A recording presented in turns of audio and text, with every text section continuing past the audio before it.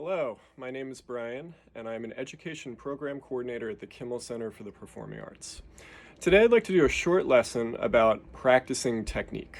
I think a lot of people would agree that practicing technique is usually not the most exciting thing to do. All we want to do is get the instrument out, start playing tunes or whatever. But your technique is really, really important. The more facility and the more proficiency you have on your instrument, and this goes for all instruments, trombone, trumpet, drums, singers, piano players, you name it, the more you can express yourself artistically and musically, and that is the ultimate goal, right? So what I'm going to do is walk you through a few simple steps, and again, these exercises are intended to be practiced over much longer periods of time, but I'm just going to condense it into one short video here. So the first thing I'm going to do is I'm going to take a key signature in a scale, a familiar one. So for me, I'm going to play my G major. If we're talking in concert pitch, if you're a non-transposing instrument, this would be B flat concert. What I'm going to do first is make sure that I've secured my intonation on the first note and the octave. So, the starting note and the ending note of the scale.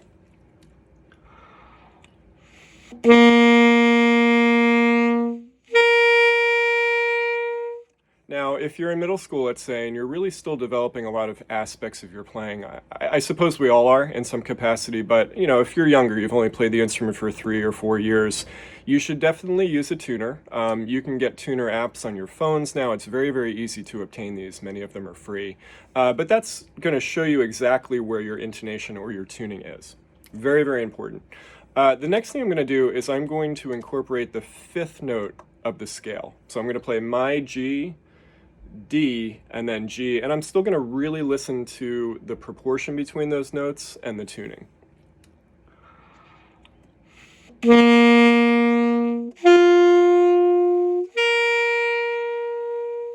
Now I'm going to play an actual arpeggio. I'm playing the root or the first note, third, fifth again, and then the octave.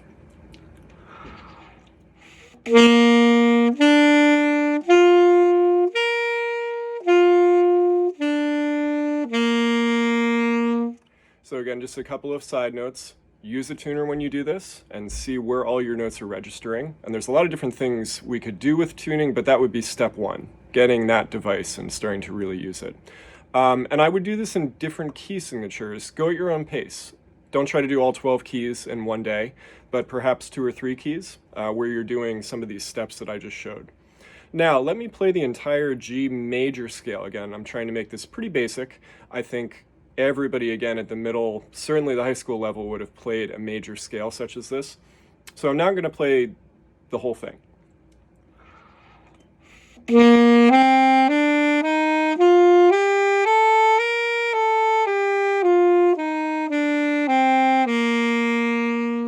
And I'm doing nice and slowly. I'm thinking about keeping my fingers curved and relaxed. I'm thinking about my posture. I'm thinking a lot about my breathing and support. So again, if you're a drummer, you don't really need to think about breathing. However, posture is completely transferable, right? If you play trombone, well, you're not dealing with a lot of fingerings, you're dealing with slide positions. But again, a lot of the same things are applicable. Now, let me try playing the scale in a different rhythm. I'm going to play it in triplets.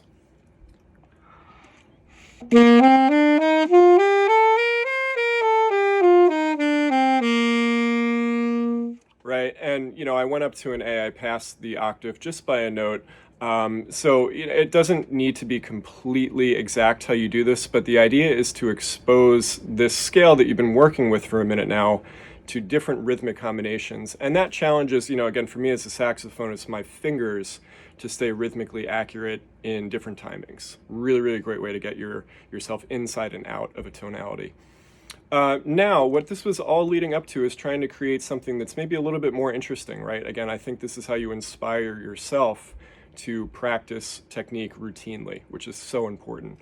So I'm going to make up a really simple pattern. What I'm going to do is I'm going to start on the G again, the first note, and I'm just going to arpeggiate. I'm going to play 1, 3, and 5 based off of each scale step. I'm going to do this very slowly. Again, if you're a 6th grader and you're thinking like, I'm not quite sure what Brian's talking about, let me do this really, really slow, and I think you'll grab onto what the pattern is.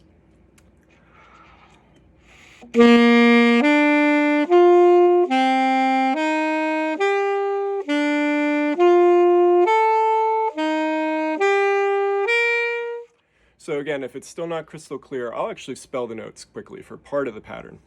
G, B, D, and then I go to the next scale step.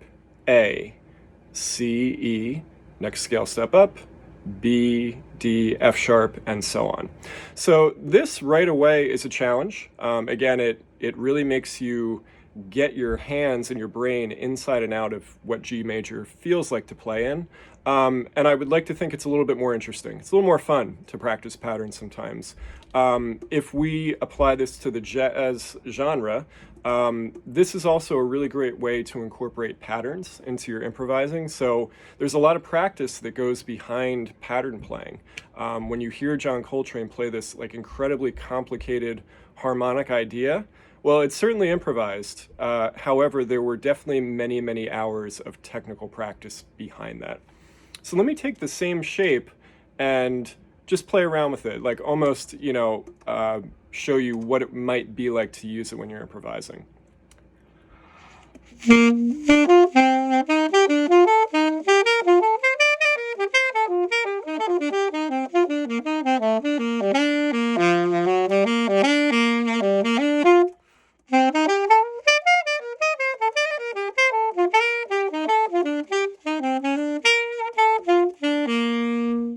So I'm kind of just mixing and matching different permutations of that very, very simple triad that I was creating and that I ultimately turned into a pattern.